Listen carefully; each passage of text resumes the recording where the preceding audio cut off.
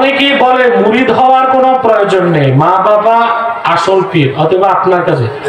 হযরত মুআবিয়া রাদিয়াল্লাহু তাআলা আনহু সাহাবী ও মুজতাহিদ হওয়া সত্ত্বেও সুন্নি জামাতের দাবিদার অনেক ভাই ওনাকে সাহাবী মানতে নারাজ। মা বাবা আর পীর কেমনে হয়, এটা কেমন কথা? তা আপনারা কোরআন হাদিস শিখতে, মাসলা মাসাইল পড়তে মাদ্রাসায় যান কেন? মা বাবার কাছে পড়া যায় না?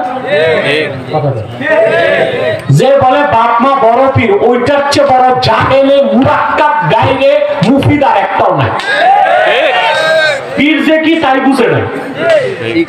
আরে ভাই, পীর শব্দটা ফার্সি। পীর শব্দ কি? ফার্সি।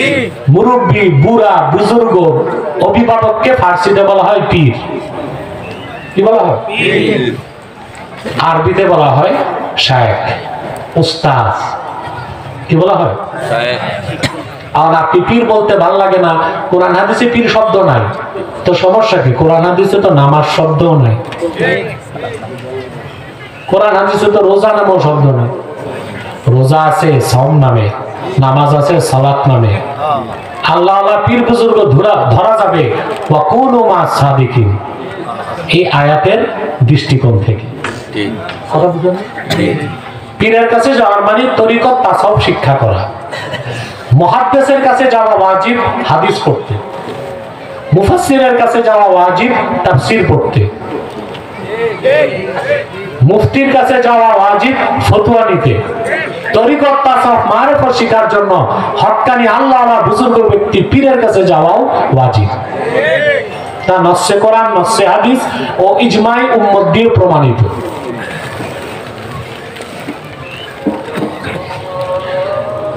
হযরত মুআবিয়া রাদিয়াল্লাহু তাআলা আনহু সাহাবী ও মুজতাহিদ হওয়া সত্ত্বেও সুন্নি জামাতের দাবিদার অনেক ভাই ওনাকে সাহাবী মানতে নারাজ। হযরত মুআবিয়া রাদিয়াল্লাহু তাআলা আনহু নিঃসন্দেহে সাহাবী ছিলেন, এটা ইজমাই উম্মাহ। তো এই হযরত মুআবিয়া সাহাবী ছিলেন না কেউ যদি বলে, ইজমাই উম্মতকে অস্বীকারের কারণে তার ঈমান নষ্ট হয়ে যাবে।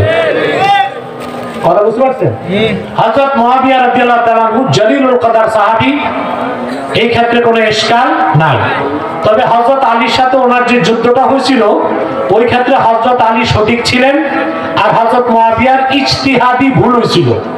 কি হয়েছিল?